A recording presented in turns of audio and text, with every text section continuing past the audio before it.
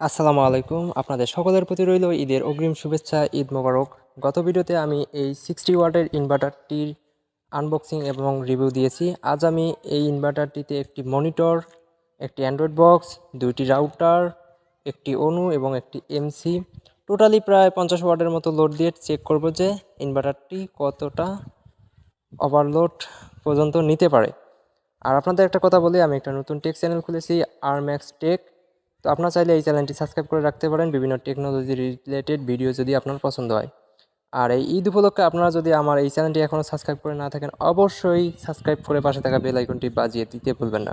এই ইনভার্টারটির post-mortem video দেখার আমন্ত্রণ রইল, যা আপলোড করা হবে আমার দ্বিতীয় চ্যানেল আরম্যাক্স টেকে। তো এখানে দেখেন যে একটা এসি কর্ড থেকে পাওয়ার চলে গেছে আমার যে ওয়াইফাই বোর্ডটিতে। এখানে প্রায় 30 ওয়াটের মতো লোড রয়েছে।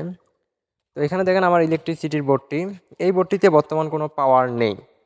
তার মানে আমি এই পাওয়ার লোডগুলো সরাসরি এই ইনভার্টার থেকে চালাবো। এই ইনভার্টারটা কিন্তু 60 ওয়াট। তো আপনাদের একটা কথা বলে রাখি যে আপনি যে ইনভার্টারেই কেনেন সেখানে আপনি 40 থেকে 50% লোড দেওয়ার চেষ্টা করবেন, অর্থাৎ 60 ওয়াট হলে 25 থেকে 30 ওয়াট লোড দেবেন, এর বেশি না, অন্যথায় ইনভার্টারটি আপনার টেকসই হবে না। যেহেতু আমি আপনাদের বলেছি আমি লোড টেস্ট করে দেখাবো, তাই আমি বেশি লোড দিয়ে দেখাচ্ছি। তো আমি এখানে প্লাগ ইন করে দিয়েছি, দেখেন যে এখানে পাওয়ার চলে এসেছে। আর এখানে টোটালি অনেক কয়টি ডিভাইস চলতেছে। তো এই 60 ওয়াট ইনভার্টারটি কারা কিনবেন? যারা একটা অনু একটা রাউটার চালাতে যাচ্ছেন, সঙ্গে একটা মোবাইল চার্জ করবেন, এই দুইটা একসঙ্গে, অথবা আপনি একটা মনিটর চালাবেন এবং রাউটার অনু চালাবেন, তাদের জন্য। তো এই ইনভার্টারটির আহামরি তেমন শক্তি নেই, মূলত 60 ওয়াট। আপনাদের অবশ্যই মেনটেন করে 30 ওয়াটের আশেপাশেই লোড দিতে হবে।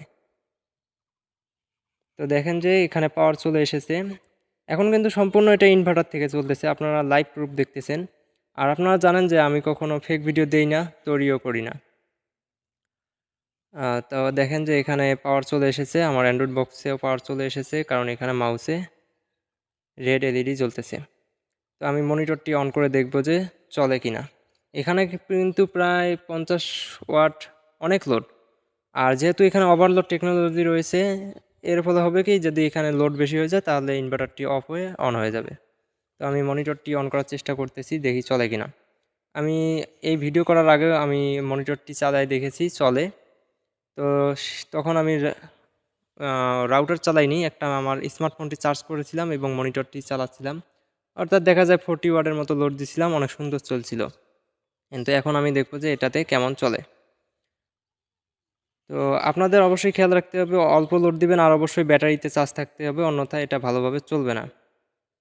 তো আমার মনিটরটি অন হয়ে গেছে, তাহলে বোঝা গেল যে এটা লোড নিতে সক্ষম হচ্ছে, কিন্তু এখানে নয়েজ করতেছে ইনভার্টারটি, আর আমার ইলেকট্রিসিটিও চলে এসেছে। তো এই যে নয়েজ করা, এটা কিন্তু বুঝবেন যে যখনই নয়েজ করবে আপনার ইনভার্টার, তখনই বুঝবেন যে এখানে ক্ষতির সম্ভাবনা রয়েছে। তো আমার ইনভার্টার থেকে হঠাৎই ওভারলোডের কারণে অফ হয়ে যায়, তার মানে এখানে এতটা লোড দেওয়া যাবে না।